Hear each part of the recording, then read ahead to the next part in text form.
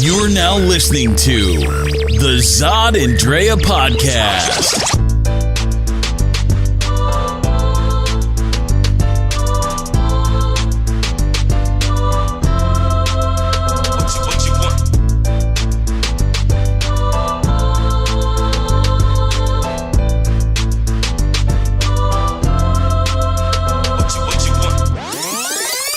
All right, mic check 1 2. We are back. Hello, everybody. Hello, everybody. Zod and Drea are back once again, and on this election day, I guess, election day for finding out who is going to be our next president. The special is going to pretty much surround the topic of that. So let's see what happens on this podcast because we got a really good one for you.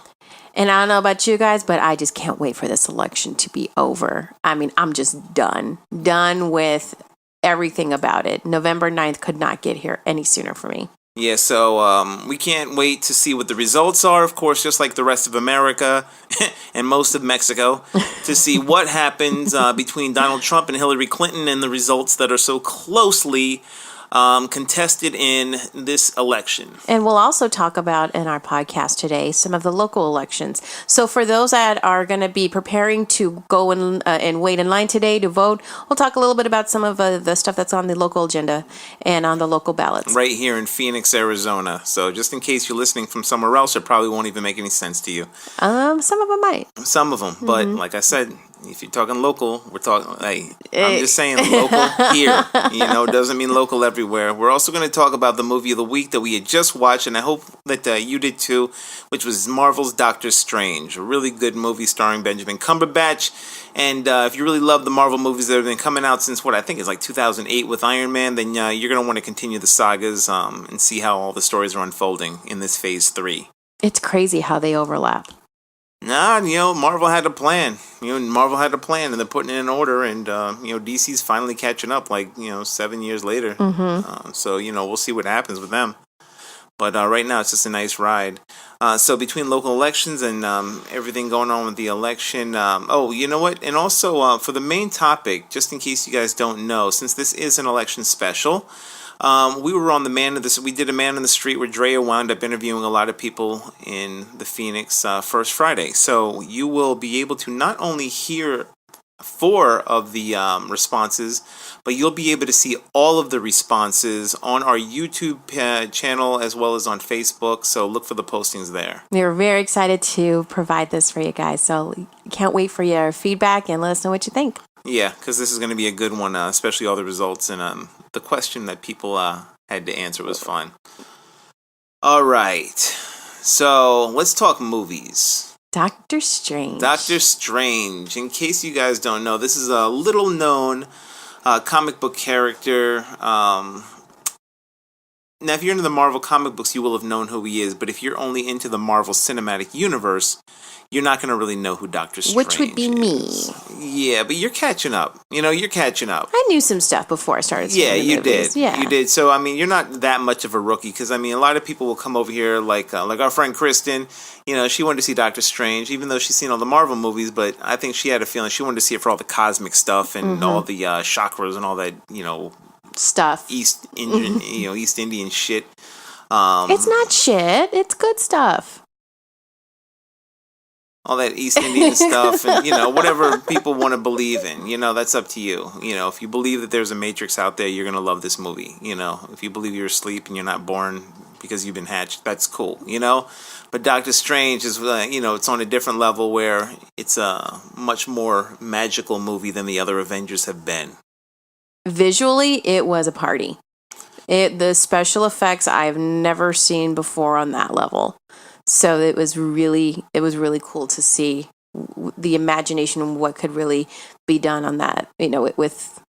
With looking at how to bend reality, how to bend an atmosphere. So again, that goes on to the cosmic level of this superhero and what he's being taught to free his mind and how to really enhance his own power of who he is, not on an ego base. So if you've seen Inception and then you add in Matrix, you're going to wind up with some Doctor Strange stuff. So it's a lot different than what you've seen in the Hulk or Iron Man, where things are pretty much based on this planet as is, where this is way more cosmic, and that's where his character is going to come in. So remember, if you're following all the Marvel movies, we've had alien attacks, to show that, wait, we're not alone here, on this planet, in space.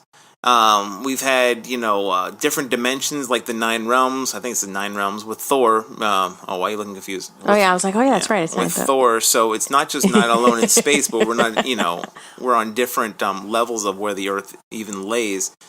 So then now to add that, we're going to add magic to it, and sorcery. So remember, on the whole realm of this is where Thanos lays in. Mm-hmm.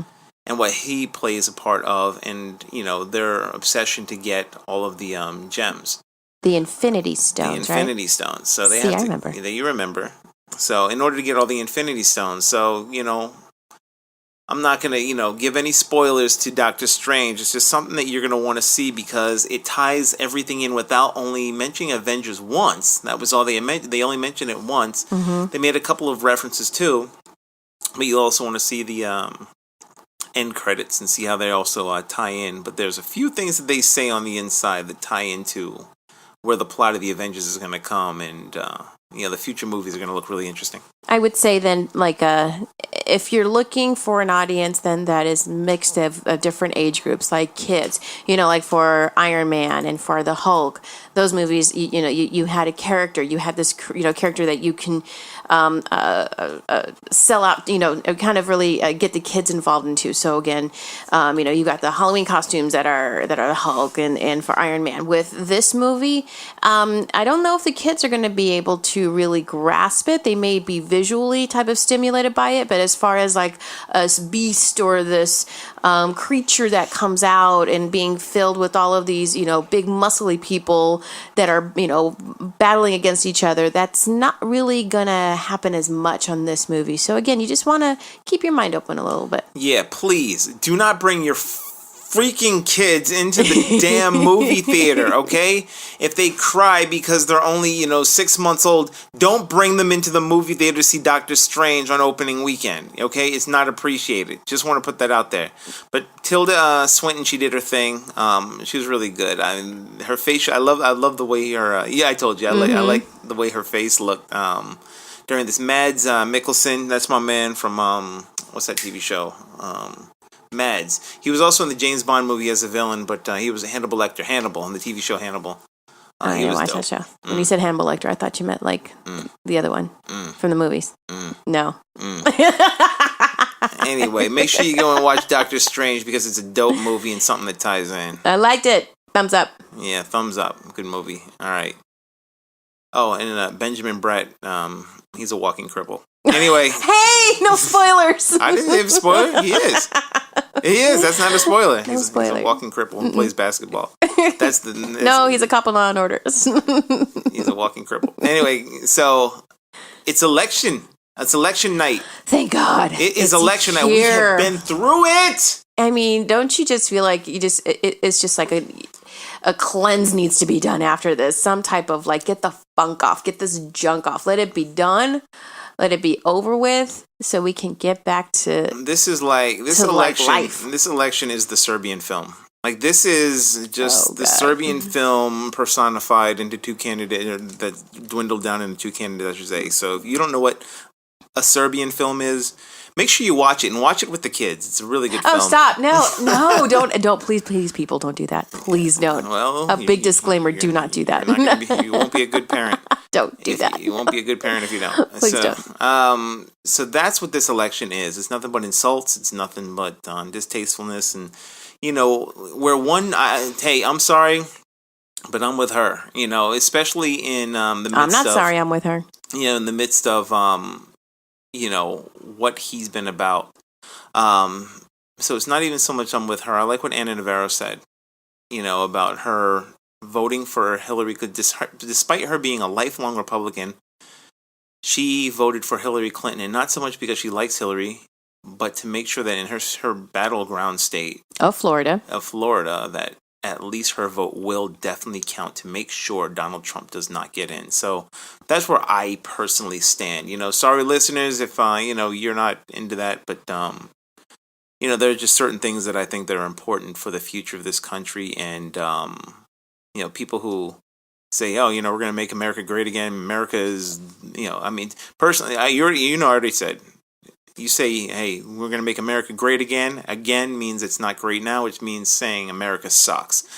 And from what I've seen, a lot of these people who say America sucks, or they believe that it's terrible, Obama did a bad job, this and that, these are people who go home to their very nice homes, or at least a house that they have to live in. They have cars and car payments that are paid off, or, they're working. They're getting cheap gas all over the place. They're coming back home from their jobs. They're going to the children's school events, and these are the people going behind an expensive computer on their Wi-Fi connection at home, living a very nice first world life, talking about life sucks and the country sucks. It's like, you know what? Get over yourself. Get over yourself. I'm so disgusted to see this uprising of bullying, of racism, of judgment, and I'm really hoping that the results are that that she wins, and that the Senate is in the majority of races too, because I'm really concerned about all the congressional races going on too. So that the Senate does turn blue, because I'm concerned about who's trying to decide my future for the next 10, 15, 20 years.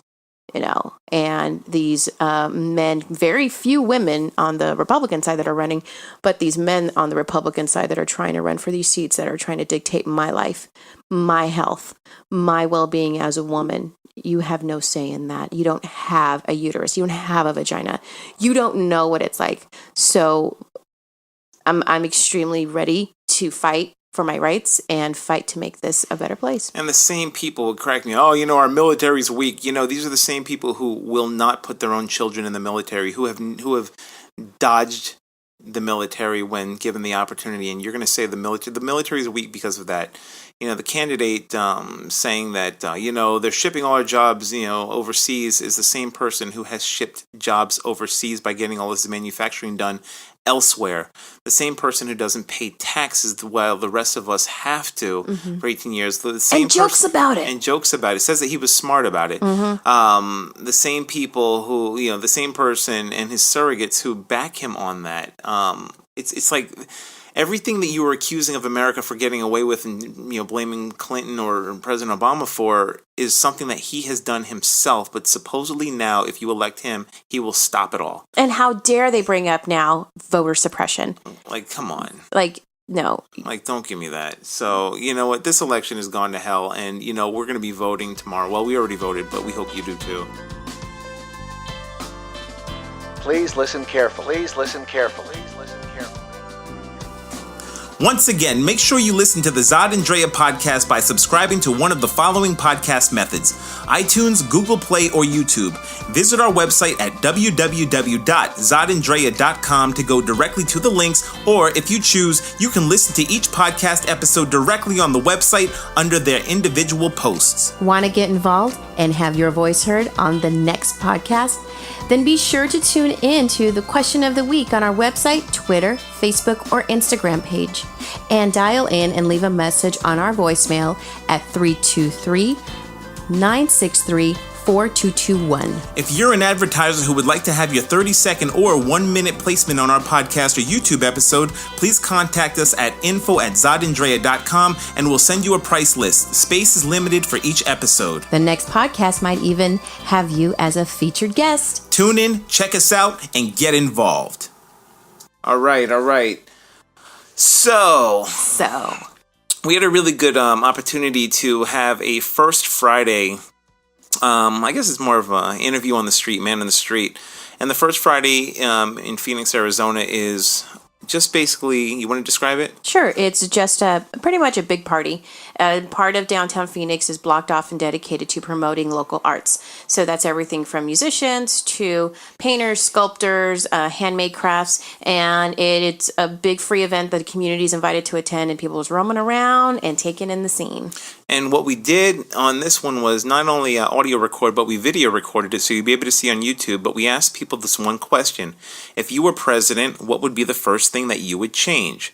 So on this election night, in this special election night episode, we figured we would try to find out what were on the minds of some of the local people in Phoenix area. So let's see what they do to answer that question. It's the first thing. I would go with the immigration issue first, because we've got a lot of people who are here and who don't have the same rights as other people. You can't get a driver's license, stuff like that. You get pulled over for, and then they get taken away, and it's like people get separated from their families. Little kids get, set up in this foster system because their parents took off to Mexico, or they got taken to Mexico. It's very sad to see. I've seen a lot of different people personally affected by this situation, immigration. And mostly it's because I'm right here. We're here in, border of Mexico. So yeah, you can tell she was very passionate and very involved in this answer. And what was great is that she didn't hesitate at all. She didn't have to think about what she wanted to change first. That was top of her mind. And she's right. It is a scary situation. It is one that is affecting many, many families and many generations here in Arizona. And it's also one that I'm pretty passionate about too. I would love to definitely see the immigration policies change in the United States. And a couple of them were actually talking about immigration being one of the things that they would change. That's what was interesting. There were a couple people that actually did bring that topic up. That was a concern of theirs. Like one guy, he went into detail about people talking about the criminals and getting a stereotype of what the immigrants are, yet they were just regular people. Mm-hmm. And what I also find about people who are making the biggest deal about illegal immigration are people who have never known an immigrant. Like them, they crack me up. Like someone who has never known an immigrant or a person who is living. Or take the time to even know. They don't want to because they've already been banged into their head that these are criminals and they're bringing drugs and rapists and all that. You know what? They're not bringing drugs and rapists. There are plenty of Americans who take drugs, are rapists. And I assume some are good people. It's like, come on, there has to be a reform. We can't leave it as is. Nobody is saying that there should be an open border. Mm-hmm. I've never heard anyone say, yeah, we should have an open border. Yeah, things should be, taken into context. But if you have, 13 million? Right. 11, 12, 13, something like that million people. And that's actually counted for. It's a lot more that are not counted for. Yeah, think about it. You're right. Yeah, some of them are just hiding. Exactly. Just imagine what it's like to be that person, hiding you're hiding in this country, which means imagine what you escaped from. Right. But then it's like you're forced to, in the United States, because you're labeled as a villain, you're labeled as this bad person, there's this subculture then that is created, a whole different type of population where it's all fear-based and they're afraid. They're afraid to come out and even report if a crime's happened to them because they're afraid of if they will be deported or if they will lose their families. So how can then we justify saying that this is the United States, the land of the free and the opportunities, when people are acting and want to close off those opportunities? A land of immigrants. Right. It's like, no. Like, stop being hypocritical, people. Like, you all came from somewhere, and guess what? It was not here in this land. This land didn't magically appear. If you are not native, you are not a native person from this land. You are only simply born here, but your blood is not here. Your blood is not here. Your blood can be traced back to somewhere else, and it's not here. So, to close it off totally to people and they got to wait 7 years. No, there should be reform. There should be, like President Obama said, join the military, do some sort of volunteer work to help, give service to people to work off their, to work into at least an amnesty type program. Yeah, there's something going on in that person's homeland that they have to leave. So it's not like they just are coming to the United States just because. There's a reason. So open up your arms and open up possibilities for them. Yeah. But anyway, let's see what the next person had to say to the question, if they were president, what would be the first thing they would do? The first thing I would want to change if I was the president would be the war on terrorism. I would bring all the troops home. All of them. Because I've been there. I was over there. I did 2 tours over there. And we've been over there long enough. It's no longer for them to be over there losing their lives. So come home and protect a country that needs to be protected instead of protecting somebody else's. Good answer. Right. He kept it very simple to the point. And that was it. And he was also a veteran. Mm-hmm. You know, and he's telling the truth. Like, we started this war. We started this war. The United States started this war back in when? Like 2011, 2012, something like that. 2013. I think it was earlier. I'm sorry, I said 2012. Yeah, like 2002, 2003. You know, we've been fighting these countries in these countries. Like, we're going over there, you know, not to put down vets, because I know that's not a popular thing to do, but they're pawns. They're puppets, and they're being used as puppets, just like toy soldiers. You know, you pull the toy soldiers out, you get to do what they want, and they kill and fight for you. It's like, you know, a lot of these people in Congress and in the Senate, they take these poor people who have a sense of patriotism, and they put them on a plane or a boat, and they ship them to someone else's country to kill people over there. And they say that's protecting the USA. Mm-hmm. Well, and it's also targeting, because they even noticed in the recruitment practices in the past 10 to 15 years, or even probably more than that, the Army, Navy, you name it, the recruitment process has been focused on people of color. Oh, it always has. Yeah. So this way, it's advertising as a means to an end. And yes, my family, they served.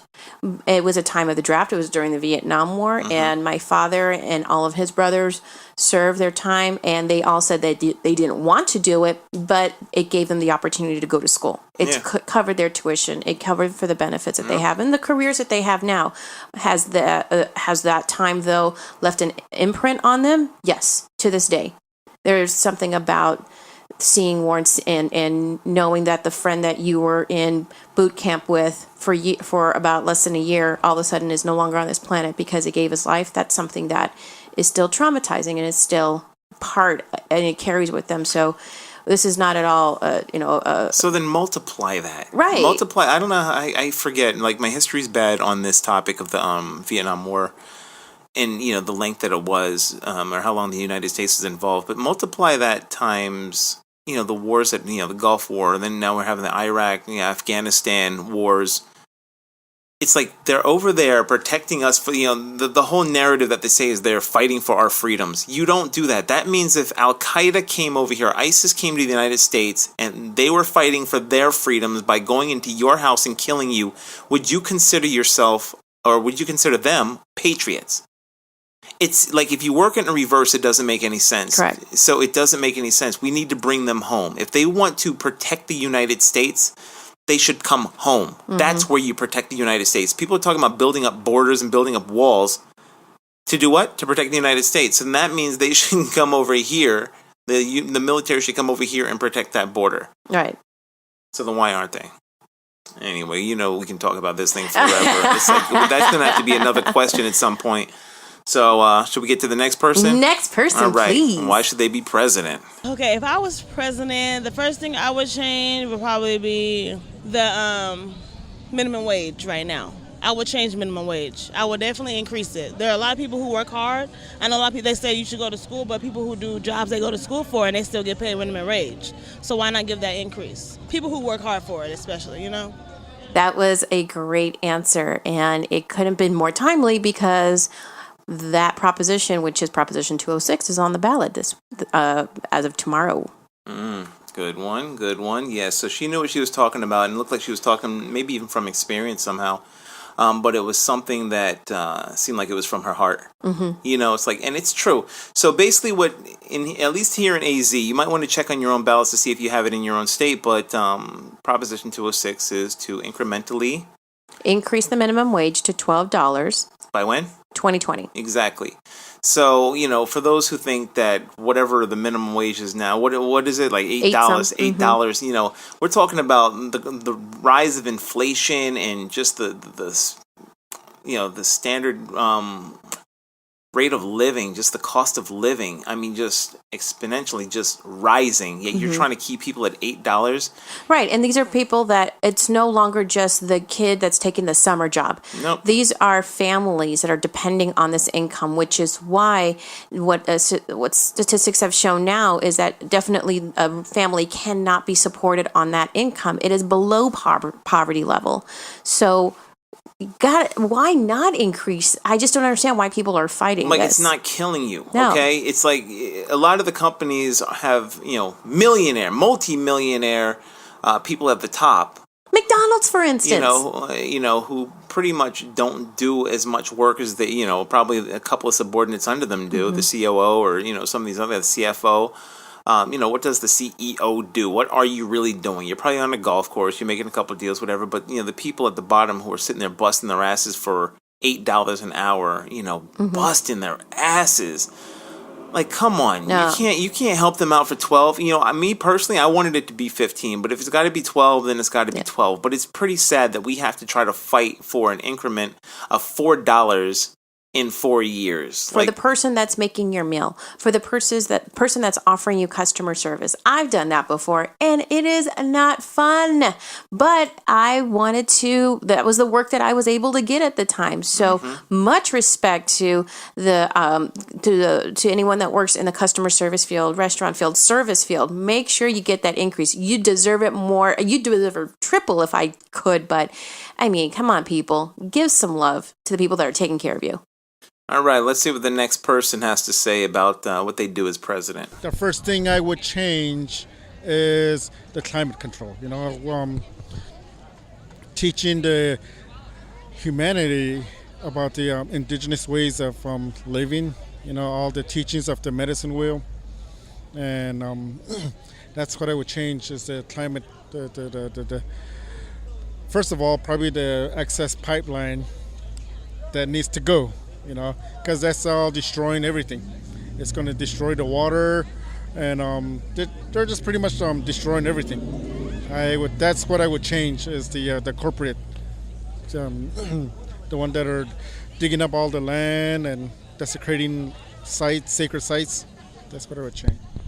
Yeah, my man Sam had a lot to say. You got to tell everybody about the story about how we interviewed him. So while we're sitting there interviewing people, I'm sitting there with the cameraman. Drea's interviewing people. In the back, if you really listen closely to some of the people that we were interviewing, if you listen to the back of their interviews, you can actually hear the drum sounds of the native drums. So just wondering what was going on back then. Drea said, I told her, I said, yeah, wouldn't it be interesting if we interviewed those guys? She's like, oh my God, you got to go over there and get them. So I was like, okay. So I went over there to go get them and asked them, if they were finished, because the first Friday segment was pretty much done, if they would come over and interview with us. And sure enough, they came over, and we were hoping they would give us, a different view of what they would do as president. Wouldn't that be so dope if the indigenous people of the land that was invaded and taken over and decimated their people would become a president?